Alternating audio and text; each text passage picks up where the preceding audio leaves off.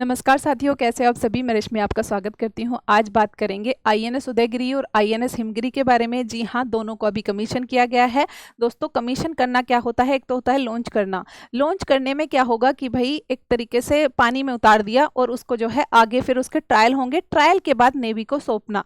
Navy को जब सौंपा गया तो उसको कहा गया कि कमीशन किया गया है। तो दोस्तों, इसको समझेंगे कि क्या है ये और किस तरीके से ये कार्य करते हैं। तो ये फ्रिगेट्स हैं जो डिस्ट्रॉयर से तो बड़ा होता है और जो है इसमें हमें देखने को मिलेगा कि पहली बार दो बड़े वॉरशिप को एक साथ कमीशन किया गया है। तो ये पहली बार हुआ है जब दो बड़े वॉरशिप एक साथ कमीशन किए गए हों। और दोनों का नाम क्या है हम समझ लेंगे, उदयगिरी और हिमगिरी। तो दोस्तों, एक तरीके से हमें ये जो नाम जो है, जैसे हिमगिरी हिमालय से लिया गया है, ऐसे ही उदयगिरी जो है आंध्र रीजन से लिया गया है। आगे समझेंगे इसको कि भाई जो है इसमें हमें देखने को मिलेगा दोनों में एडवांस स्टेल्थ फ्रिगेट्स हैं ये। तो दोस्तों, फ्रिगेट्स यानी कि डिस्ट्रॉयर जो होता है, हमने सुना होगा, तो डिस्ट्रॉयर से ये जो वॉरशिप होता है, युद्धपोत होता है, यानी कि युद्ध के लिए उस पर मिसाइलें वगैरह लगी होती हैं, उस पर वो सारी चीजें होती हैं जो अगर दुश्मन देश से युद्ध छिड़ जाए तो उसको जो है वहां पर डिप्लॉय किया जा सके। तो वो सारी चीजें इसमें होती हैं।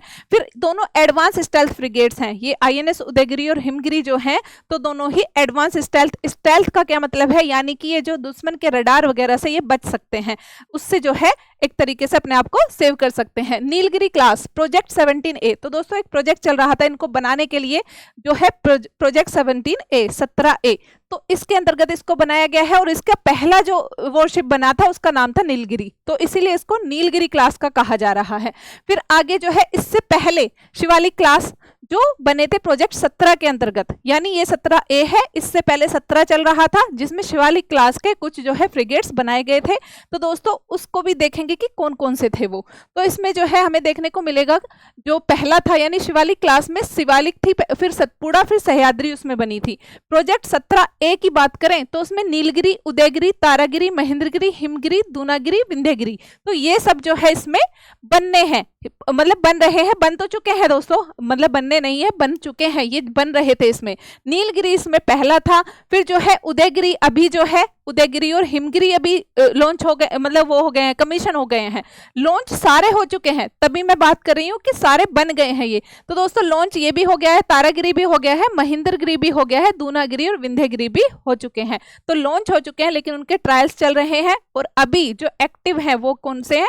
एक तो हो गया हमारा जो सबसे पहला है इसमें नीलगिरी, फिर जो है उदयगिरी और हिमगिरी हो गए। तो दोस्तों, इसको समझते हैं कि ये जो है एक तरीके से और क्या क्या चीजें हैं। बनाया किसने है? आईएनएस उदयगिरी को बनाया है मझगांव डॉक मुंबई ने। मझगांव डॉक लिमिटेड जो है, तो वो एक तरीके से गवर्नमेंट की जो पीएसयू है, एक तरीके से पब्लिक सेक्टर की कंपनी है।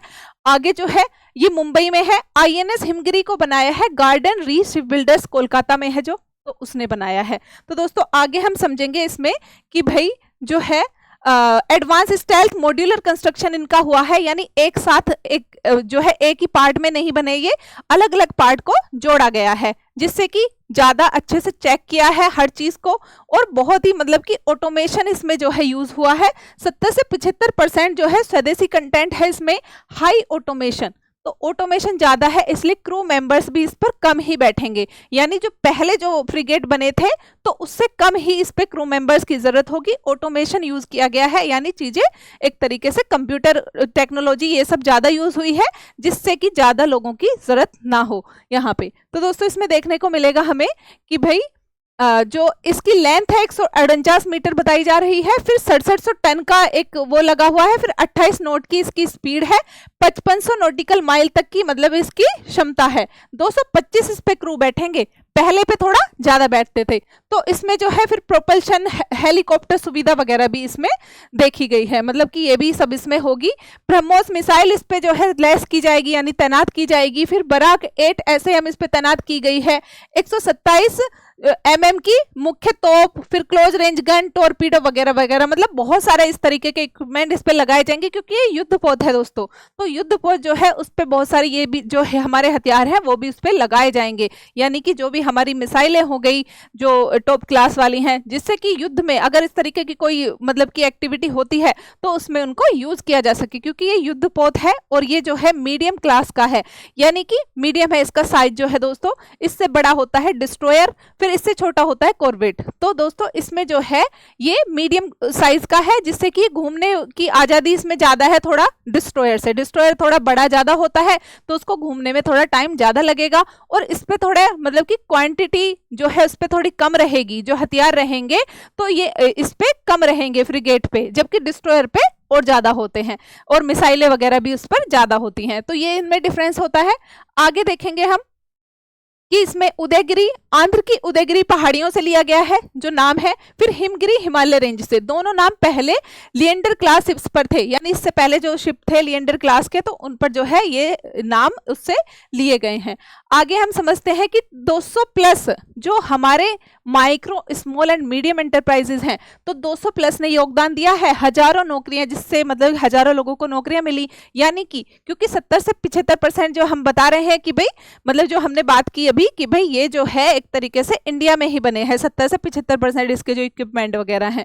तो ये दिखाता है भारत एक साथ 2 यार्ड में वॉरशिप बना सकता है। तो एक साथ 2 मतलब कि एक तरीके से बने, एक मझगांव डॉक लिमिटेड में बना तो दूसरा गार्डन रीच में बना। तो दोस्तों इस तरीके से 2 उसमें और एक साथ कमीशन हुए हैं, ये पहली बार हुआ है।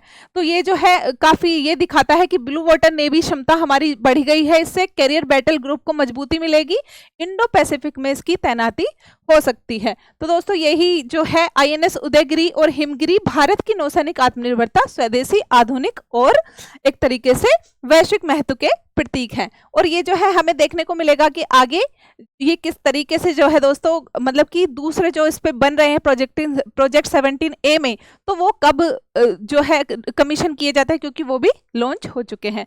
दोस्तों इसी के साथ जुड़े रहिए मुद्दा आजकल से। नमस्ते।